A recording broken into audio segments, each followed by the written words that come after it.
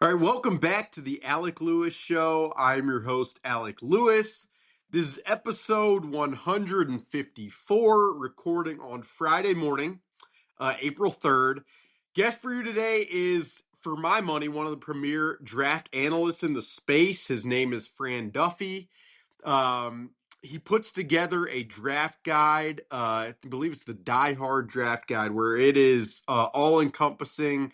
His rankings are phenomenal. He's got comps for every player. I'm going to link that below. But I know he watched the tape. I know he's done this for a long, long time. I know he really cares about doing it at a high level. So did a little bit of a speed round with Fran where we talked through 5 different subjects that I, as someone who covers this Vikings team on a daily basis, feel like are really relevant to ask.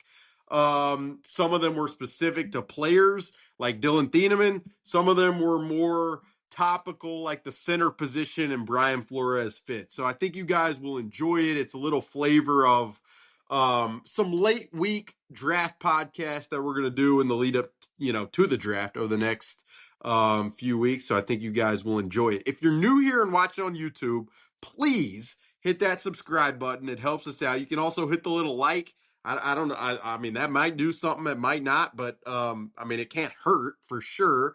If you're listening on audio, that would be Apple, Spotify, iHeart, wherever you get your podcast. You can rate and review and follow us, and I think hit like a little 5 stars, and that helps us out as well. But we'll always appreciate you guys listening. Never take it for granted. If you don't know me, like I said, I write about the team. I'm in the building during the season way too much, way too long, but I love it. I enjoy it, and can't wait for the draft, which is like 3 weeks away at this point. This show is presented by First Resource Bank. That is a member FDIC bank in the Minneapolis area, run by really good people. Tim Siegley, Aaron Siegley, Charlie Anderson, they're Vikings fans.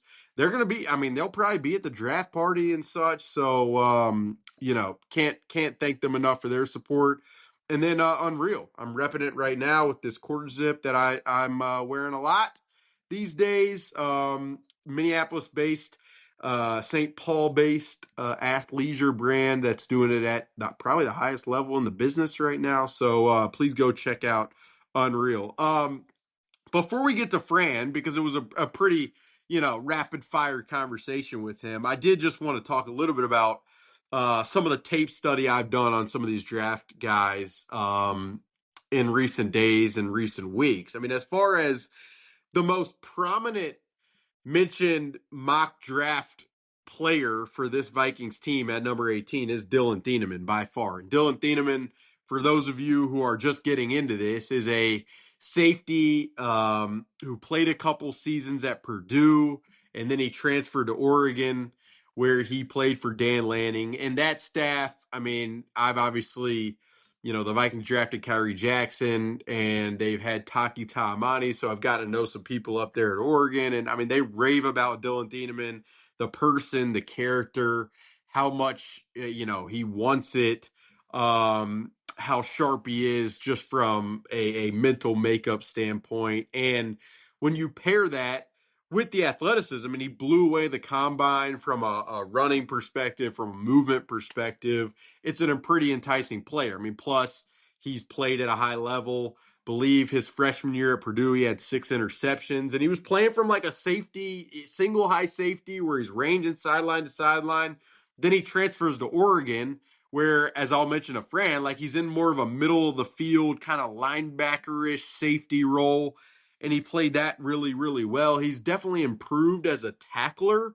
Not a lot of blitz work on his tape, but you can imagine that working, even though sometimes in short areas he gets a little stiff. And so just an interesting player. It's always fascinating for me when you see the mock drafts look the same everywhere. And that's, all of the people I respect, the Daniel Jeremiah's of the world at NFL Network, Dane Brugler at The Athletic, Jordan Reed of ESPN, Field Yates of ESPN. All these guys, when they get to number 18 in their mock drafts, they have had Dillon Thieneman pegged in that spot. And that is always, again, it's at least a yellow flag for me of like, either everyone has a certain amount of intel on what the Vikings want to do, or it's just the easy spot that because everyone else is pigeonholing a guy there, like you feel comfortable doing that. And I mean, frankly, if you're asking me on where I'd fall with that, I would say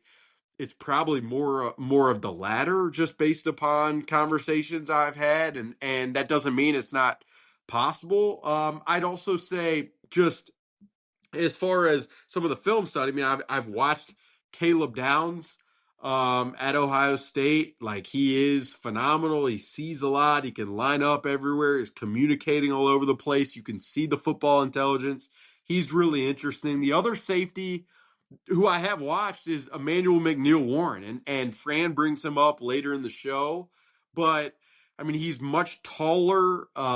He's kind of a lean, tall, explosive athlete.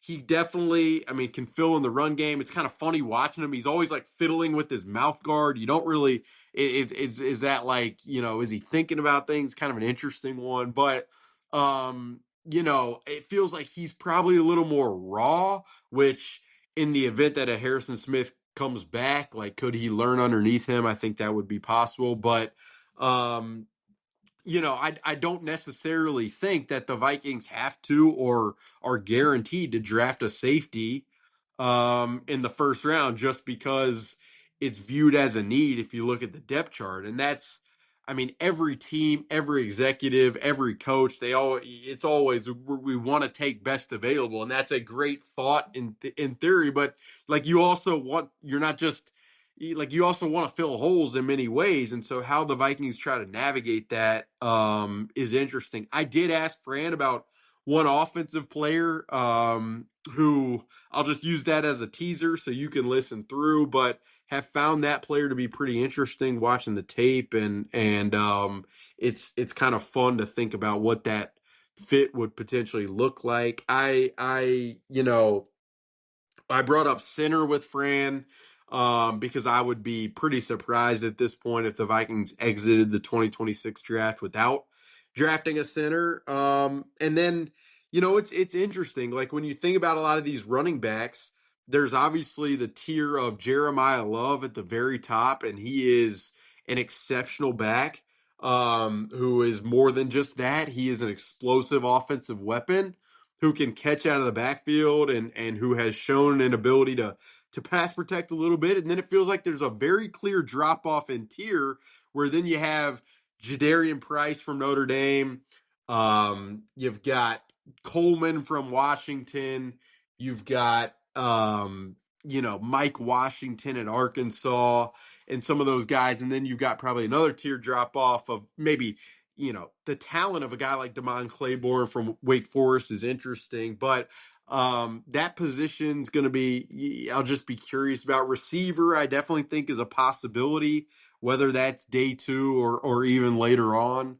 And then, like, we're always talking about defensive tackles here, and you watch the tape a lot of these guys, and they're more just nose tackle, like, just kind of hold the point of attack as opposed to having any pass rush truce. And that's part of the reason when the Vikings transitioned from Harrison Phillips and Jonathan Bullard, part of it was because, Brian Flores and the staff and the Vikings just overall felt like they could stop the run with from a more schematic standpoint, that you can find those types of nose tackle types if you absolutely need to, which the Vikings proved in the undrafted portion with Taki Taimani. So, it's hard to really come up with an interior defender who fits of like the real pass rush capable, but also violent at the point of attack, run defender type of guy. So, I mean, I think that's what makes this pick in this first round so interesting. It's also, I mean, widely regarded as a draft that probably after pick like 12,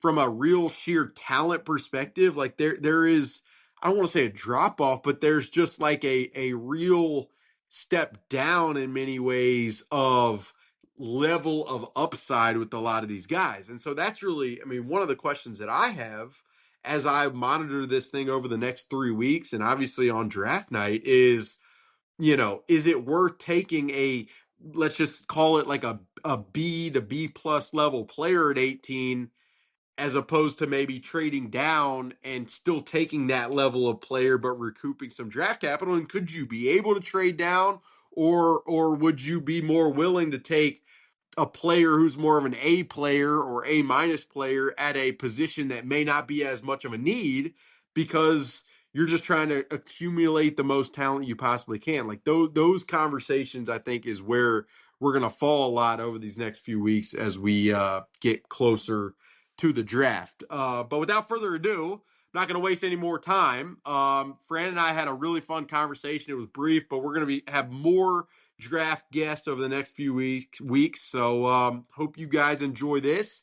And yeah, here's Fran Duffy of Die Hard PHLY All City with the draft guide. Fran Duffy. Looking forward to this conversation. Fran, welcome back to the show. We're like 3 weeks to the draft, and I'm like, I haven't talked to Fran yet. I've been reading the Die Hard draft guide. I'm studying up. How are you, man? I'm doing great, man. I appreciate the support on the Die Hard Draft Guide. It's almost here though. I'm excited for the big weekend. It's unbelievable. Unbelievable. I was going through like your interior offensive line. I'm way down the list. I'm seeing comps to Blake Brandell, and that's how you know that you're really grinding. All right, I'm going to give you 5 things, 5 questions, and some of them are specific to players. Some of them are broader topics, and we're just going to run through it real quick. All right, we'll start probably in a place you'd expect. Dillon Thieneman. Every mock draft Yeah. in the world has Dillon Thieneman to the Vikings at number 18. Why do you think that is? What do you think about the fit? And yeah, you can start with those too. I mean, I do like the fit. I do think that it's an easy connection to make. You know, Harrison Smith can kind of pass the torch over. Like I get that. I am always suspicious of the consensus picks, like outside of the top 10, top 15. It's very rare that, last year this was Jahad Campbell going to the Bucks at 17 or 19 or wherever they were. It happens every year. There's always a few. Very rarely do those picks actually happen. So, so I would say the Dillon Thieneman connection makes sense. I could absolutely see it, fitting with a Brian Flores defense. But again, I'm always a little bit suspicious that it'll actually come to fruition. I think I was looking at like one of the mock draft websites that has the data for what is the percentage of fans. It was like 70% Dillon Thieneman, which is just absolutely wild. One more on him. Like when you think of his best strengths as a player, what comes to mind? Because I've watched the tape. I watched some of the Purdue stuff going back to his first stint in college. And then at Oregon, he's playing like it's almost like a Tampa 2 like pole runner spot in the middle of the field on every snap. So really interesting player. But what are the strengths that come to mind and first and foremost when you think of him? Well, it's definitely the versatility, and you mentioned the kind of the unique role that he was put in with the Oregon Ducks. But even watching at Purdue over the course of his career, there were times where he was the single high post safety, and he was productive in that role. There were times where they rolled him down to be the more traditional strong safety, and he was productive in that role. He's played over the slot. I don't think that he is. There have been like comparisons made to Cooper DeJean. I don't think that he's that level of coverage player to be able to hold up on an island the way that DeJean was. But I think when you look at Thieneman, the versatility stands out, which I think would play well with a Brian Flores defense. But then overall, like the toughness, physicality, and the ball skills. And again, when you start checking a lot of those boxes, you feel good about the projection at safety. The way I kind of thought about him, and I the people listening to this show might scream at me in the comments for this, but it's like it was almost like a little bit Cam Bynum-ish with maybe more athleticism. Like I don't know if that tracks with you at all, but that's just like what sparked in my mind. All right, number 2, do you think there's any way Caleb Downs gets close to 18? I would not say that it's completely out of the question, just because we do this every time when there's like a really, really good to elite safety is like, oh yeah, like this guy's one of the 10 best players in the draft. He's going to go in the top 10. And then every single time that player falls, it's like, oh, Nick Emmanwari, he's a first round pick all day. Oh, Malachi Starks, he's a top 15 pick all day. And then Malachi Starks falls to the end of the first round and Emmanwari falls completely out. You saw, again, Kyle Hamilton, same thing happened with him. So I would not completely rule this out. And again, it's another one where pretty much every mock draft has him going number 10 to Cincinnati. I don't know. I look at the Bengals, and that's an organization that typically values the premium positions. They want young guys at premium positions. And so it's like, yeah, they could take Reuben Bain over Caleb Downs. They could take, one of the pass rushers or a tackle or, so one of these other guys over Caleb Downs. And so I think at the end of the day, if Downs were to make it past Dallas at 12, which, probably unlikely, but certainly could happen, because that would be the one team that I would say like, that's probably the ceiling of the floor. But if he falls past there, now you're in striking distance there for the Vikings. What would be the reason he falls besides just the fact he's a safety? Like, is there any other negative to his game? Maybe like size? Is there anything that comes to mind with you to that question? It's just the fact that he's not like an elite physical specimen. Like that would be the knock. I mentioned like, all right, Kyle Hamilton fell because he didn't run all that great, but he was a bigger safety. Derwin James fell, into this area of the draft because of the injury questions. Outside of that, though, like that would be the big knock on Downs. Like he's got all the intangibles. He hasn't been like uber productive, but I think when you look at his role in that defense, really over 3 different defenses, and it's kind of evolved for 3 different defensive coordinators, you can kind of explain the lack of production away. But his impact is huge. Yeah, I mean, I'm an Alabama guy, so watching him that freshman year, I was like, what is even happening with this guy being a true freshman in this defense? All right.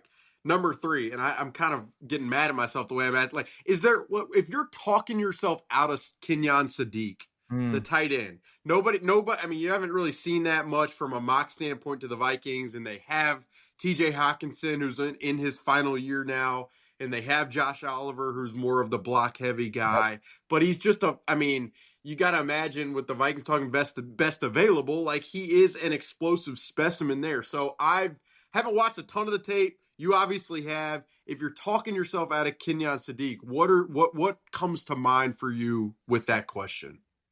If you're talking yourself out of Sadiq, the big concern that you would have, and I would not justify these concerns, but I think the big thing would be like, oh well, he wasn't overly productive. It's like, okay, yeah, that's fine, but George Kittle wasn't productive either. Like production is not always a precursor for NFL success at the tight end position. The other one would be the size. And you would say, okay, like he's not your traditional like inline presence. And now what I would say is while he is a certain type of blocker, he is a phenomenal blocker. Like when the way that he's able to insert on linebackers and, get up to safeties and, the way that they used him as a lead blocker out in space on perimeter plays and screens and, in the hole on downhill runs, like, yeah, you're not going to line up behind him and he's going to take on a defensive end. That's the Josh Oliver role. He's not going to be that guy. But if you're going to use him in multiple tight end sets and kind of have him on the move, he's phenomenal there. And so to me, I've got no questions and concerns about Sadiq. He's in my top 15 for that reason. I do think that he can have a huge impact in the NFL. And honestly,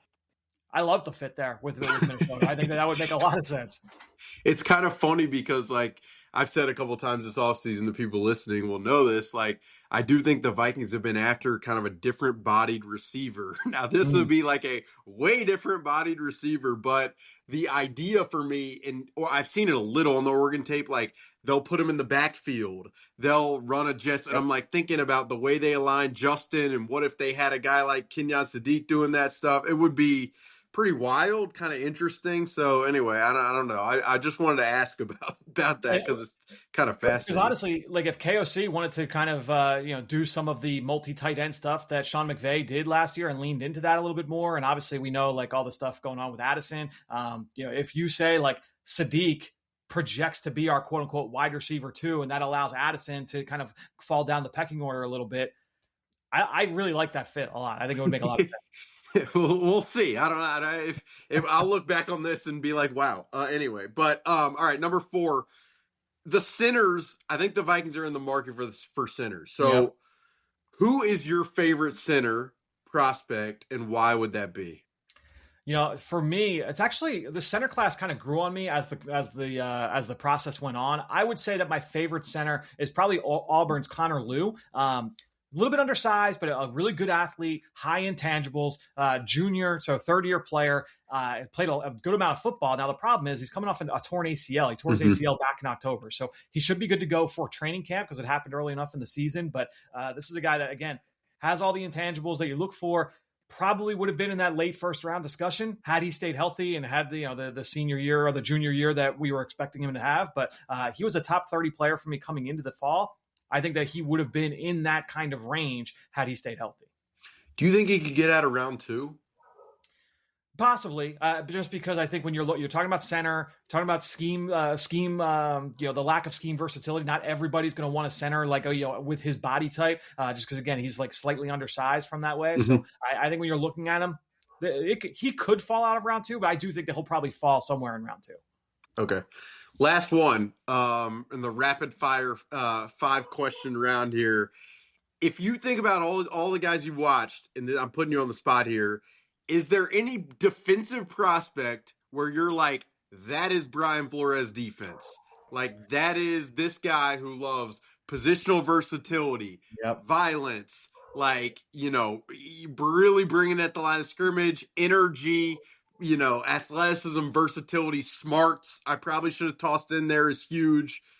I don't know if there's anybody that comes to mind, and I'm really putting you on the spot with this one. Yeah, no, it's a good question. So I'm just kind of buzzing through here real quick. I mean, obviously, and this is like Arvell Reese would be really fun like in a Brian Flores, but obviously that goes without saying. As I'm looking through, and I think of some of the players that he has had a lot of success with.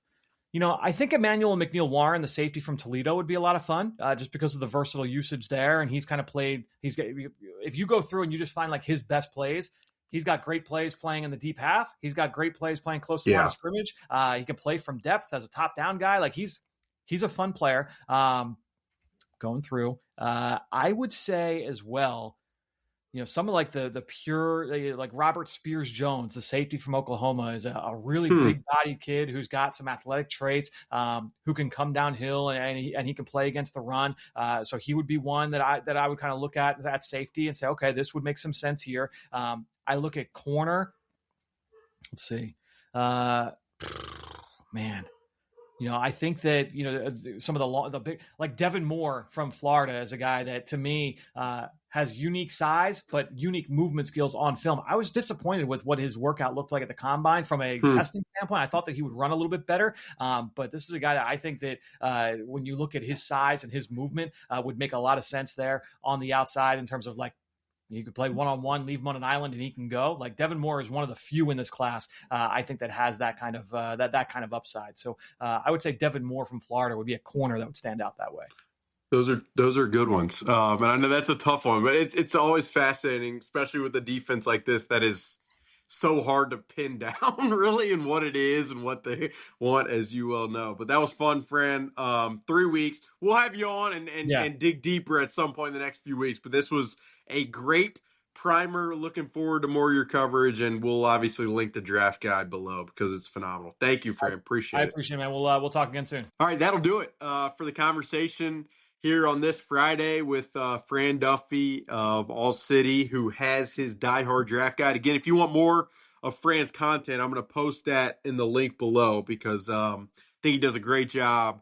And I know he puts in the time and really cares about trying to, be as accurate with his evaluations. I think so much of that is just having his own beliefs, regardless of kind of what the common stances are across the draft kind of ecosystem. So appreciate Fran hopping on. It was really fun. And as I said at the top, we're going to have more guests over the course of the next few weeks to talk through the draft and any specifics you guys want covered. I'd say throw them at me on social media at Alec_Lewis, at Alec Lewis Show. You can find us on Instagram. We're over there too.